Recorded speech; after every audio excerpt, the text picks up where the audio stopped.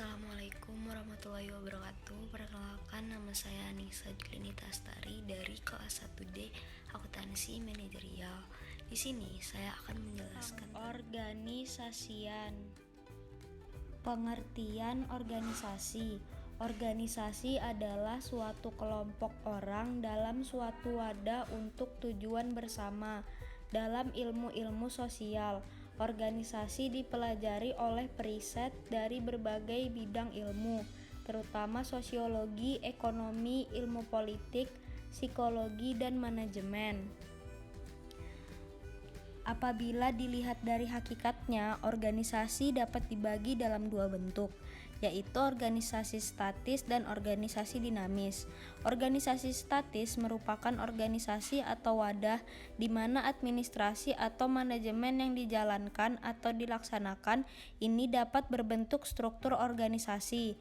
Struktur organisasi yang berupa bagan berisi penggarisan atau penetapan dari tugas, tanggung jawab, dan wewenang atas setiap fungsi yang harus dijalankan oleh orang-orang yang berada di dalam organisasi tersebut.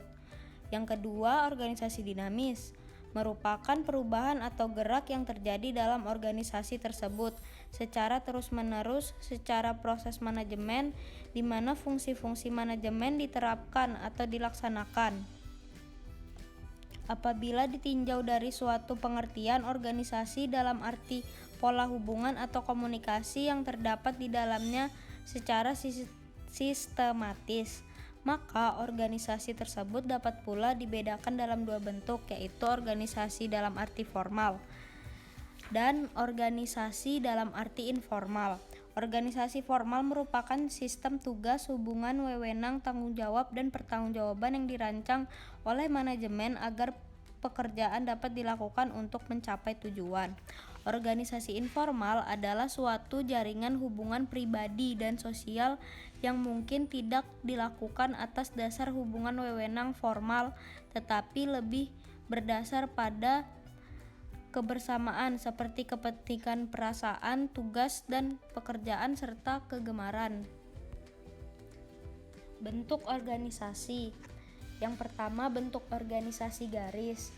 Organisasi garis adalah bentuk organisasi yang tertua dan paling sederhana. Penciptanya adalah Henry Fayol dari Prancis.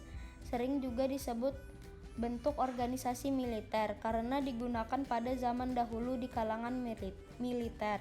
Ciri-cirinya, organisasi masih kecil, jumlah karyawan sedikit, spesialisasi kerja belum begitu tinggi.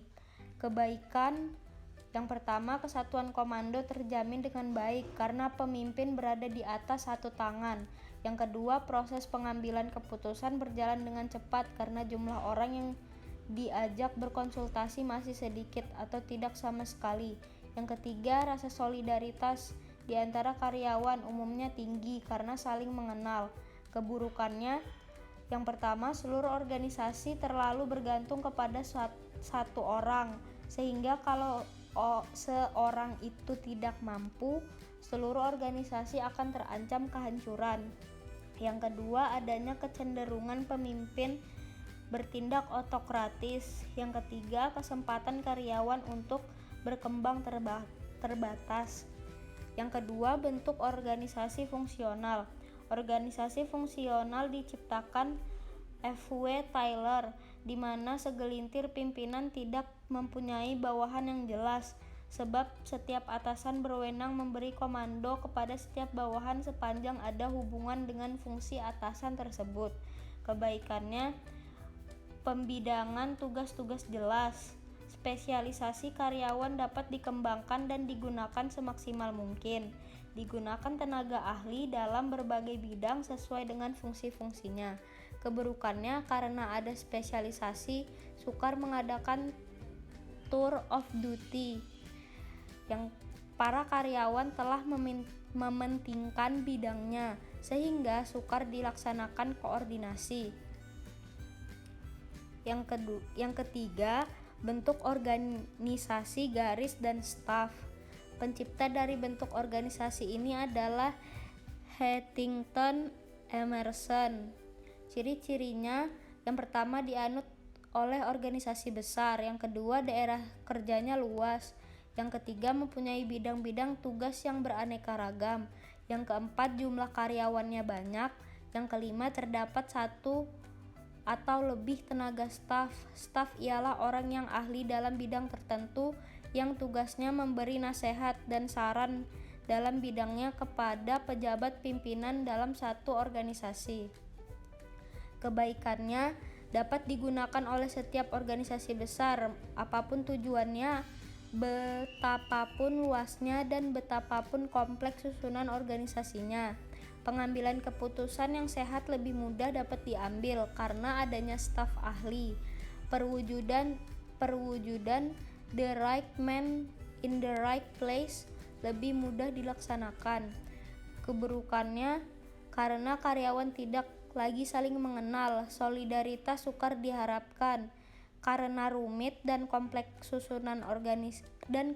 susunan organisasi, koordinasi kadang-kadang sukar diterapkan. Yang keempat, bentuk organisasi garis, fungsional dan staf.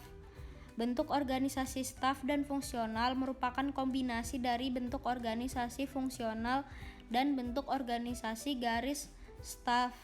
Kebaikan dan keburukan dari organisasi ini adalah sama dengan kebaikan dan keburukan dari bentuk organisasi yang dikombinasikan.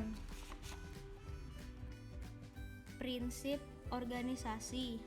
Yang pertama, perumusan tujuan yang jelas. Bila kita melakukan sesuatu aktivitas, pertama-tama harus jelas kepada kita apa yang menjadi tujuan aktivitas tersebut. Tujuan adalah hal yang ingin dicapai atau dipelihara, baik berupa materi dan non-materi, dengan melakukan satu atau lebih kegiatan bagi suatu badan. Yang kedua, pembagian kerja. Pembagian kerja pada akhirnya akan menghasilkan departemen-departemen dan job description dari masing-masing departemen sampai unit-unit terkecil dalam organisasi. Dalam mengadakan pembagian kerja, ada beberapa dasar yang dapat dipakai sebagai pedoman, yaitu pembagian kerja atas dasar wilayah atau teritorial. Yang kedua, pembagian kerja atas dasar jenis benda yang diproduksikan. Yang ketiga, pembagian atas dasar langganan yang dilayani. Yang keempat, pembagian kerja atas dasar fungsi. Yang kelima, pembagian kerja atas dasar waktu. Yang ketiga, delegasi kekuasaan. Salah satu prinsip pokok dalam setiap organisasi adalah delegasi kekuasaan atau pelimpah wewenang. Kekuasaan atau wewenang merupakan hak seseorang untuk mengambil tindakan yang perlu agar tugas dan fungsi-fungsinya dapat dilaksanakan sebaik-baiknya. Wewenang atau kekuasaan itu terdiri dari berbagai aspek, antara lain wewenang mengambil keputusan, menggunakan sumber daya, memerintah, dan sebagainya. Yang keempat, rentang kekuasaan. Rentang kekuasaan dimaksudkan beberapa jumlah orang yang sepatutnya menjadi bawahan seorang pemimpin sehingga pemimpin itu dapat memimpin, membimbing dan mengawasi secara berhasil guna dan berdaya guna.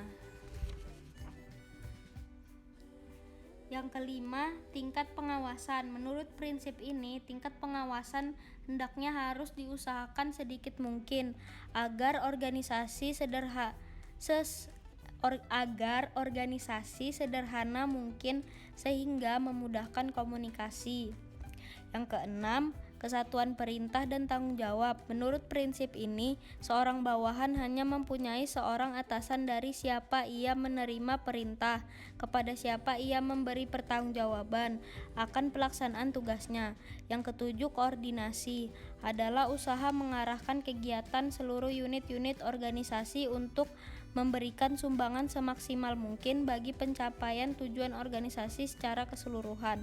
Dengan adanya koordinasi akan terdapat keselarasan aktivitas di antara unit-unit organisasi dalam mencapai tujuan organisasi. Dari saya, semoga bermanfaat. Kurang lebihnya mohon maaf. Wassalamualaikum warahmatullahi wabarakatuh.